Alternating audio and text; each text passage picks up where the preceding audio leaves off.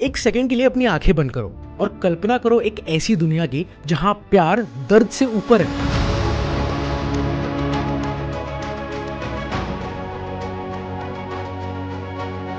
जहां श्रद्धा मौत को हरा देती है और जहां एक मुस्कान हजारों घावों को भर देता है। अब आंखें खोलो, ये कोई कल्पना नहीं है, ये असली दुनिया है, हकीकत है। वो इस धरती पे आज भी चल रही है, एक संत के रूप में जो प्रेम का साक्षात स्वरूप है। जिंदगी में कुछ पल ऐसे आते हैं जो हमें दो हिस्सों में बांट देते हैं, पहले और बाद में। It means before and after. दुनिया के लाखों लोगों के लिए वो पल तब आया जब उन्होंने पहली बार प्रेमानंद गोविंद शरण महाराज जी की आवाज सुनी। एक ऐसी आवाज जो सिर्फ कानों तक नहीं पहुंचती है, बल्कि सीधा आत्मा को छू जाती है। लेकिन ये कहानी सिर्फ एक संत की नहीं है, ये कहानी है उस बच्चे की जिसने 13 साल की उम्र में सब कुछ छोड़ दिया, जिसने भूख को चुना, संसार को नहीं, कृष्ण को चुना। एक ऐसे इंसान की कहानी जिनकी दोनों किडनी काफी सालों से आज भी खराब है, जिनका शरीर हर पल दर्द में है, लेकिन उनका चेहरा एक ऐसी मुस्कान बिखेरता है कि सूरज को भी शर्मा दे। आज मैं सिर्फ उनकी कहानी नहीं बता रहा हूँ, बल्कि मैं अपनी लाइफ का एक बदला हुआ रूप शेयर कर रहा हूँ। आज मैं आपको बता रहा हूँ कि क्यों मुझे सिर्फ विश्वास नहीं बल्कि निश्चय है कि जब आप उनकी आंखों में देखते हो तो किसी इंसान का चेहरा नहीं दिखता, बल्कि साक्षात श्री कृष्ण के दर्शन होते हैं, जो हमें फिर से सिखाने आए हैं सच्चा और निस्वार्थ प्रेम क्या होता है। ये वो कहानी है जिसने मेरी जिंदगी हमेशा के लिए बदल दी, और अगर इस वीडियो को आप एंड तक देखते हो ना, तो शायद आपकी जिंदगी भी बदल जाए।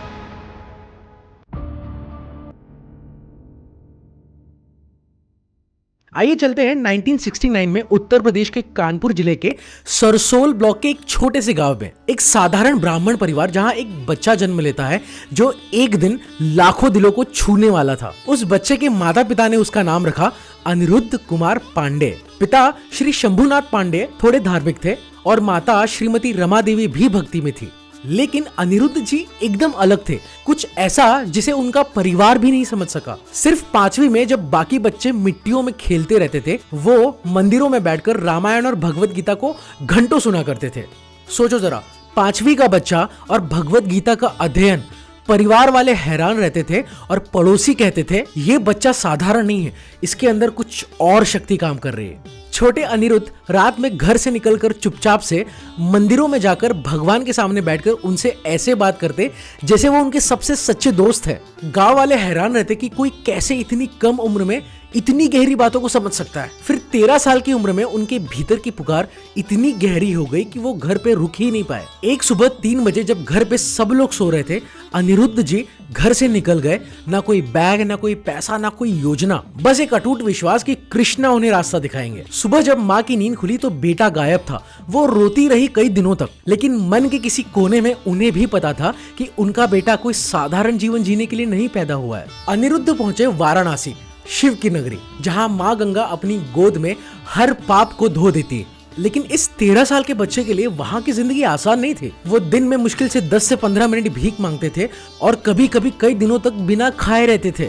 बस गंगा का पानी पीते थे और निश्चिंत जीवन जीते थे। सोचो जरा, 13 साल का बच्चा दूसरों को खाना खाते हुए देख रहा है, लेकिन खुद भूखा बैठा है। फिर भी उसके चेहरे पर शांति थी, उसकी आंखों में एक भक्ति की चमक थी। वो सोचते थे जिसे खाना मिला वो कितना भाग्यशाली है, कृष्ण ने उन्हें कितनी कृपा दी है। ना शिकायत, ना कोई दुख, सिर्फ आभार, ग्रैटिट्यूड शो करना। वो तुलसी घाट के पीपल के पेड़ के नीचे बैठकर घंटों ध्यान करते। दिन महीने बन जाते, महीने साल बन जाते। शरीर और कमजोर होता गया, लेकिन आत्मा मजबूत। फिर एक दिन कुछ ऐसा हुआ जिसने उनकी जिंदगी की दिशा ही बदल दी। एक दोपहर ध्यान में बैठे हुए उनके मन में एक विचार आया। मैंने बहुत सुना है वृंदावन के बारे में, वो भूमि कैसी होगी जहां स्वयं कृष्ण ने कदम रखा था। तभी एक संत ने उन्हें बार बार रासलीला देखने का निमंत्रण दिया। वो तो पहले मना करते रहे क्योंकि वो अकेले रहना ज्यादा पसंद करते थे, लेकिन आखिरकार एंड में वो गए। और जब उन्होंने पहली बार राधा कृष्ण की रासलीला देखी, उनका हृदय जैसे फट गया, आत्मा झूमने लगी, आंसू बहने लगे। पूरा 1 महीना वो हर दिन रासलीला देखने जाते रहे। जब लीला समाप्त हुई और मंडली वापस जाने लगी, तब अनिरुद्ध जी का मन टूट गया। वो आयोजक के पास गए और बोले, स्वामी जी, मैं बहुत ज्यादा गरीब हूँ, मेरे पास आपको देने के लिए तो कुछ भी नहीं है, प्लीज मुझे आप अपने साथ ले चलिए, मैं आपकी सेवा दिन रात करूंगा। आयोजक मुस्कुराए और बोले, बाबा अभी तो नहीं ले जा सकते, लेकिन याद रखना एक दिन आप वृंदावन जरूर आएंगे क्योंकि बिहारी जी आपको रोकेंगे नहीं। खैर आगे बढ़ते हैं। और यही वाक्य भविष्यवाणी बन गया, जैसा कि आप और हम सब जानते हैं।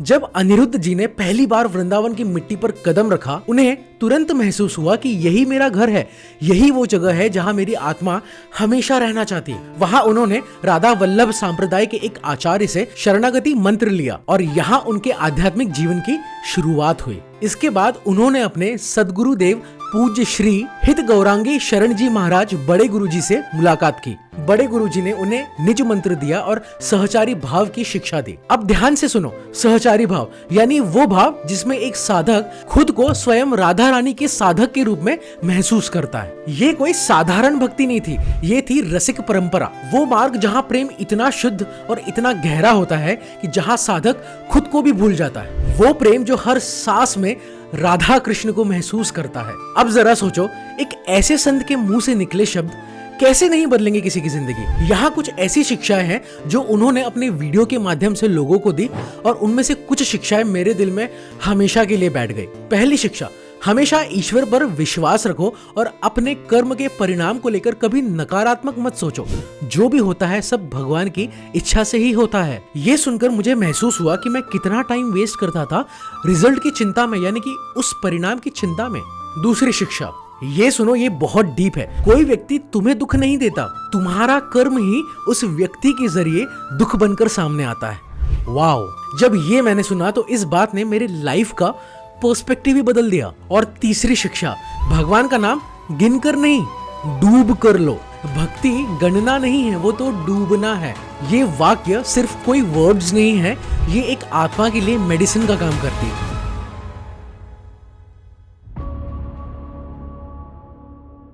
आज के समय में सोशल मीडिया में जब हर दिन नफरत फैलती है, महाराज जी को भी आलोचना और ट्रोलिंग का सामना करना पड़ता है। जब उन्होंने समाज की गिरती नैतिकता पर कुछ कहा तो बहुत से लोग उनका मजाक उड़ाने लगे। तो उन्होंने क्या किया, वो मुस्कुराए और बोले, हम अपनी भलाई पर डटे रहेंगे। कोई अगर मुझे नुकसान पहुंचाना चाहता है तो मैं उसके लिए भी यही प्रार्थना करूंगा कि वो हमेशा स्वस्थ और सुखी रहे। उन्होंने कहा, अगर हम भी गलत कर्म करने वालों जैसा बन जाएंगे तो उनमें और हमें फर्क क्या रहेगा।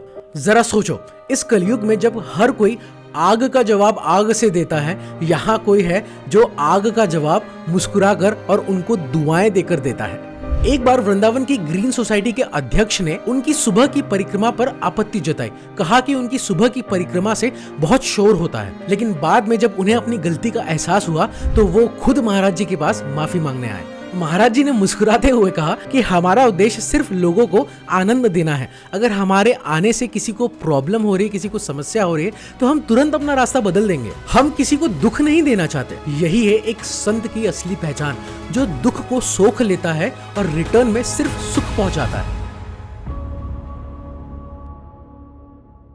दोस्तों, अब एक बहुत बड़ा शॉकिंग फैक्ट बता रहा हूं, जो सुन के मुझे भी ऐसा ही रियलाइज होता है कि स्वयं कृष्ण ही है। अब सुनते हैं कृष्ण के 5 पांडवों के बारे में। जिस तरह श्री कृष्ण के 5 पांडव थे, वैसे ही श्री कृष्ण के 5 प्रिय भक्त हैं जिन्होंने अपनी जिंदगी का सब कुछ छोड़कर महाराज जी के लिए अपने जीवन को समर्पित कर दिया। और लोग इन्हें प्यार से प्रेमानंद महाराज के 5 पांडव कहते हैं। इन 5 निकटतम शिष्यों के नाम हैं नवनागरी बाबा, महामाधुरी बाबा, श्यामा शरण बाबा, आनंद प्रसाद बाबा और अलबेली शरण बाबा। इनमें से कोई सेना में अधिकारी था तो कोई चार्टर्ड अकाउंटेंट, कोई इंजीनियर तो कोई प्रोफेसर। दुनिया की सफलता के शिखर पर खड़े ये लोग एक बार वृंदावन बाबा जी के पास आए महाराज जी का दर्शन करने, और फिर कभी वापस ही नहीं गए।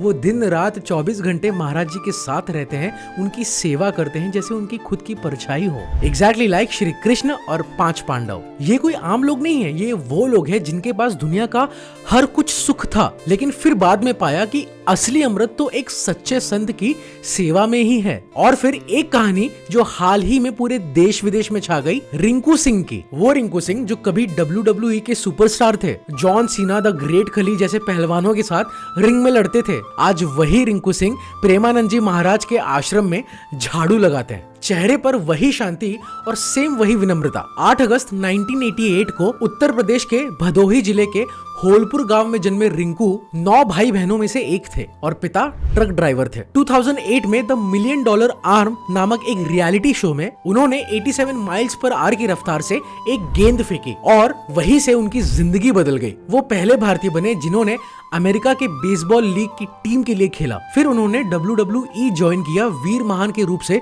देश विदेश में प्रसिद्ध हुए। लेकिन शोहरत भी खालीपन नहीं भर पाई। एक वीडियो वायरल हुआ, रिंकू सिंह भगवा वस्त्रों में, माथे पर तिलक, आश्रम में साफ सफाई कर रहे थे। महाराज जी ने उनसे पूछा कि तुम्हें लगता है कि अगर तुम तैयार हो तो आगे बढ़ो। सोचिए, जिसने दुनिया को जीता उसने झाड़ू लगाना चूज किया। यही है एक सच्ची आध्यात्मिक शक्ति, यही है एक सच्चे गुरु का आकर्षण।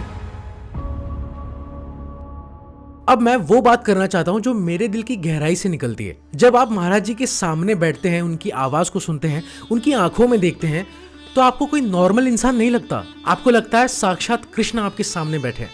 और आप कोशिश कीजिएगा जब भी कभी भी उनके सामने जाए या फिर उनकी फोटो गूगल से निकालिए और उनकी आंखों में आंखें डालकर देखिए जितना लंबे समय तक हो सके। मुझे नहीं लगता आप कर पाएंगे, मैंने भी ट्राई किया। हम सब अंदर से इतने पापी हैं कि हम कभी उनकी आंखों में ज्यादा देर तक देख ही नहीं सकते।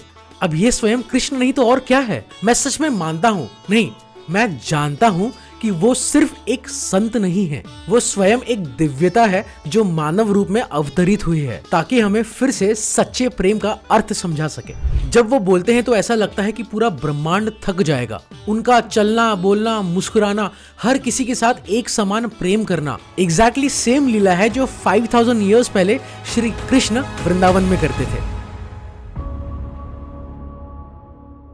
अब एक ऐसी बात बताने जा रहा हूं जो दिल को बहुत सैड कर देती, दिल को चीर देती। 35 साल की उम्र में महाराज जी को पॉलीसिस्टिक किडनी डिजीज हुआ था। डॉक्टरों ने कह दिया कि ज्यादा से ज्यादा 4-5 दिन तक जीवन शेष है। लेकिन मिरेकल देखो, चमत्कार देखो, उन्होंने कभी अपनी बीमारी को मन में हावी होने ही नहीं दिया। वो कहते हैं, मैंने अपनी बीमारी को कभी भी मन का स्वामी नहीं बनने दिया क्योंकि मेरा मन राधा रानी के चरणों में समर्पित है। आज उनकी दोनों किडनियां पूरी तरीके से खराब हो चुकी है, शरीर में निरंतर दर्द बना रहता है, फिर भी चेहरे पे मुस्कान और दिल में शांति बनी रहती है। कैसे? कई भक्तों ने अपनी किडनी देने की कोशिश की लेकिन उन्होंने नम्रता से मना कर दिया। मैं किसी और को कष्ट देकर अपनी खुशी नहीं ले सकता। जो भगवान ने सोचा है वो होकर ही रहेगा। सोचिए, जिसने दुनिया को इतना दिया, प्रेम, ज्ञान, करुणा, समय, वो आज भी मौन में पीड़ा को सहता है, फिर भी हर दिन सैकड़ों भक्तों को सत्संग में सींचता है। वो अब भी वृंदावन की परिक्रमा करते हैं जहां दर्द भी उनकी भक्ति के आगे झुक जाता है। सच में हर रात सोने से पहले श्री कृष्ण से प्रार्थना करने का मन करता है कि कुछ हो जाए तो मुझे हो जाए लेकिन उन्हें कुछ ना हो। 2016 में महाराज जी ने श्री हित राधा कैली कुंज ट्रस्ट वृंदावन की स्थापना की, एक गैर लाभकारी संस्था जो समाज के कल्याण और उद्धार में काम करती है। ट्रस्ट में हर दिन सैकड़ों लोगों को रहने की व्यवस्था, कपड़े, भोजन और स्वास्थ्य की लाभकारी सेवाएं मिलती। 2022 में विराट कोहली और अनुष्का शर्मा उनके सत्संग में पहुंचे। विराट ने कहा, जो कि मेरा भी फेवरेट है और आपका भी फेवरेट होगा, विराट ने कहा कि उनके शब्दों से, महाराज जी के शब्दों से मन में एक अलग ही शांति पहुंचती है। द ग्रेट खली ने वहां पहुंचकर उनके सादगी की तारीफ की। हेमा मालिनी ने वृंदावन की परिक्रमा में साथ दिया। मोहन भागवत ने उनकी समरस भक्ति की सराहना की। क्यों झुकते हैं ये सब लोग उनके आगे? क्योंकि उनकी परिस्थिति में पैसा, फिजिकल वर्ल्ड, शोहरत मिट जाती है, अहंकार, ईगो, ईर्ष्या सब खत्म हो जाता है। वहां सिर्फ प्रेम होता है, सिर्फ भक्ति होती है, कोई फ्यूचर का टेंशन ही नहीं होता है। महाराज जी का जीवन सिखाता है कि जब भक्ति और समर्पण पूर्ण रूप से होता है तो दुख कभी दिल को और आत्मा को छू नहीं पाता। सच्ची खुशी तब आती है जब हम स्वयं को, खुद को भगवान की शरण में पूरी तरीके से समर्पित कर देते हैं। वो कहते हैं, जब राधा रानी की कृपा होती है ना, तो दर्द और दुख क्या, मौत भी मुझे छू नहीं सकती, मेरे प्रेम को छू नहीं सकती। उनका जीवन साक्षी है कि प्रेम और भक्ति से हर असंभव चीज संभव हो जाती है। मैं फोल्डेड हैंड से आप सब लोग से एक विनती करता हूं, अगर इस वीडियो ने आपके दिल को छुआ, अगर आपकी आंखों से शायद आंसू गिरे हो, तो इस वीडियो को शेयर करिए और लोगों को बताइए कि इस धरती पर आज भी दिव्यता साक्षात प्रेजेंट है। और सबसे जरूरी, महाराज जी के स्वास्थ्य के लिए प्लीज प्रार्थना करिए, दिल से, पूरे मन से, सच्चे मन से। हे कृष्ण, हमारे महाराज जी को स्वस्थ रखो, उन्हें लंबी आयु दो, वो हमारे बीच रहे, हमें प्रेम और भक्ति का मार्ग दिखाते रहे, इस कलयुग में प्रकाश की तरह चमकते रहे, ऐसा उन्हें आशीर्वाद दो। आंखें बंद कर लीजिए, हाथ जोड़िए और साथ में कहिए राधे राधे। अगर राधा राधा जपोगे और जिंदा रहे तुम ठीक से चलोगे। कृपया कृष्ण हमारे महाराज जी को स्वस्थ रखे। दुनिया को उनकी जरूरत है, हमें उनकी जरूरत है। जय श्री राधे कृष्ण, जय श्री राधा राधा, जय श्री राधा रानी की जय हो। राधे राधे।